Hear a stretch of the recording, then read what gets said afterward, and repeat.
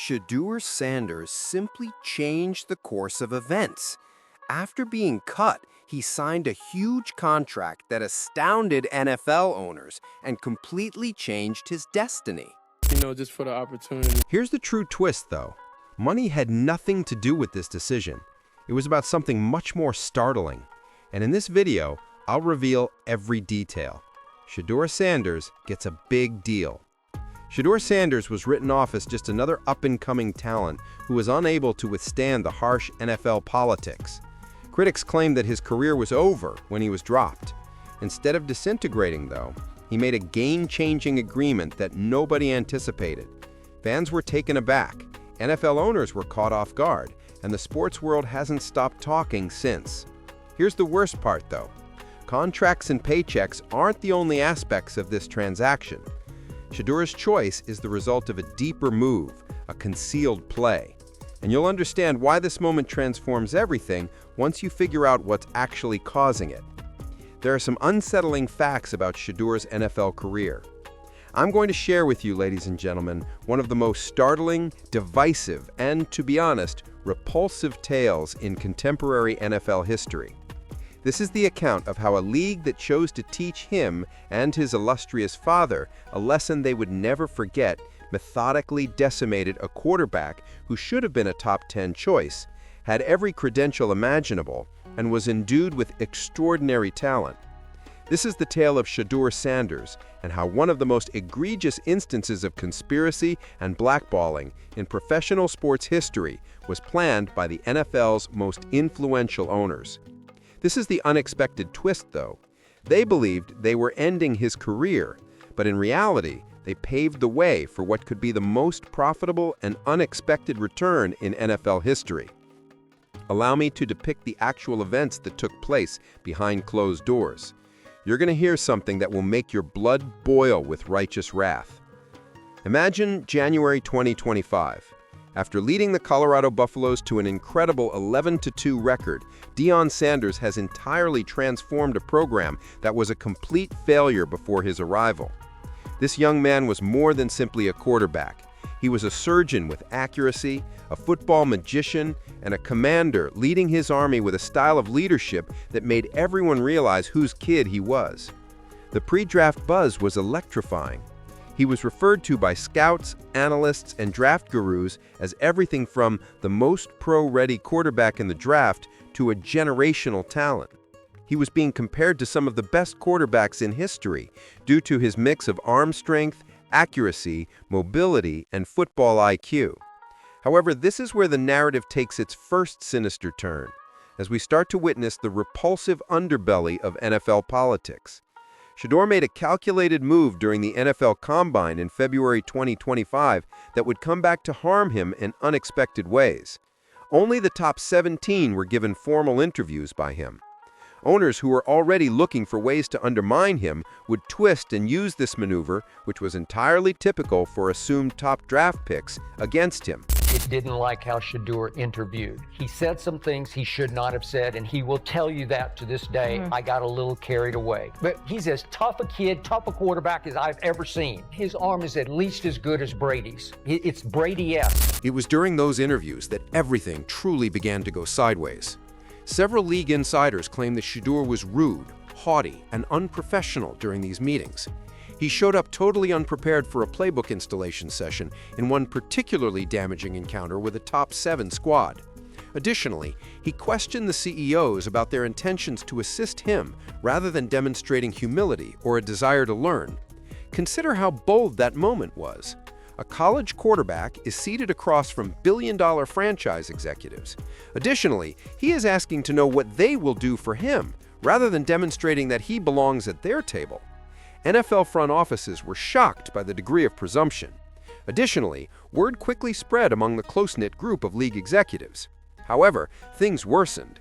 In discussions with teams he didn't want to play for, Shedeur was also charged with sandbagging. This was more than just self-assurance.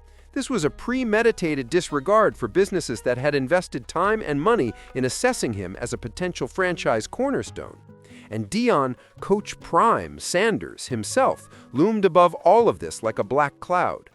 According to league insiders, the feedback loops between teams and the Sanders camp were entirely iced when Deion threatened public exposure after an unknown NFL quarterbacks coach ventured to call Shedeur haughty. The ensuing pronouncements from the media were like adding gasoline to a fire that was already burning. Shedeur told ESPN in February and March of 2025 that he mainly watches his own tape for film study and that it is disrespectful to emulate anyone other than his father, the greatest player in history. When NFL war rooms heard it, can you imagine how they reacted? This child is effectively claiming that he is too talented to study the greatest quarterbacks in NFL history, and that because his father was the greatest athlete in history, watching Tom Brady, Aaron Rodgers, or Peyton Manning would somehow be beneath him. It was astounding to many.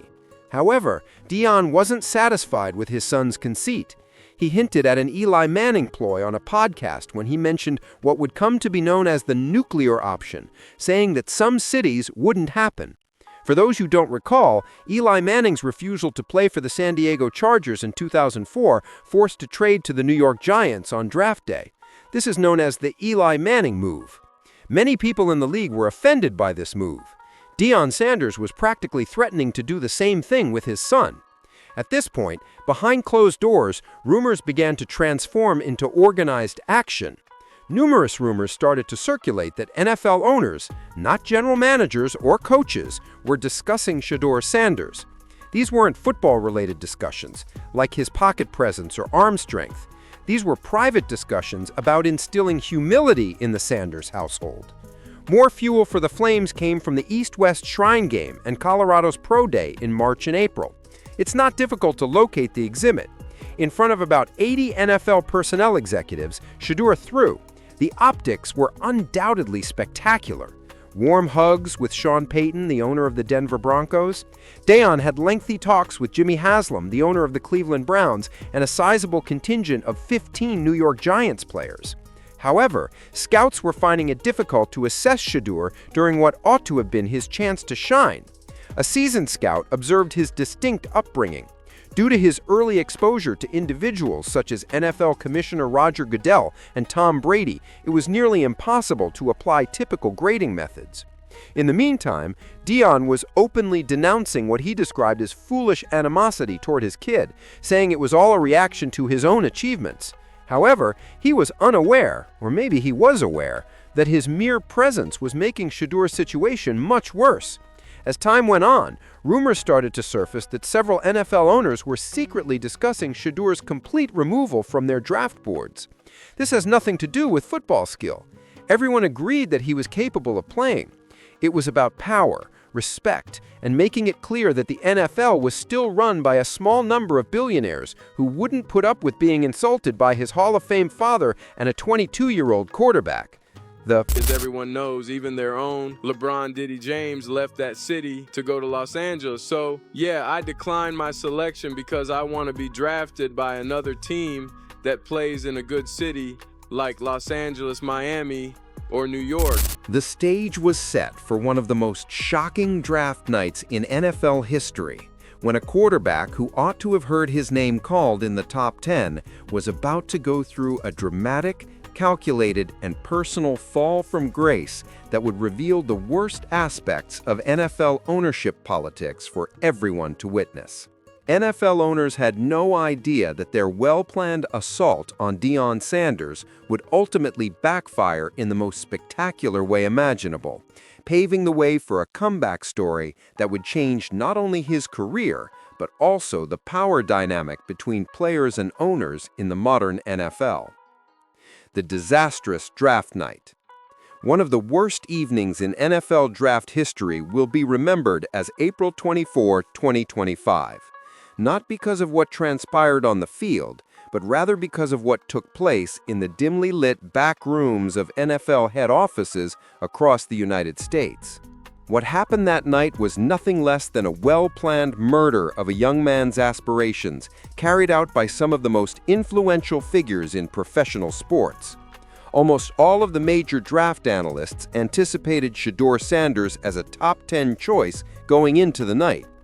Sanders was ranked as the greatest quarterback in the whole selection by Mel Kiper Jr., who had been assessing draft prospects for decades.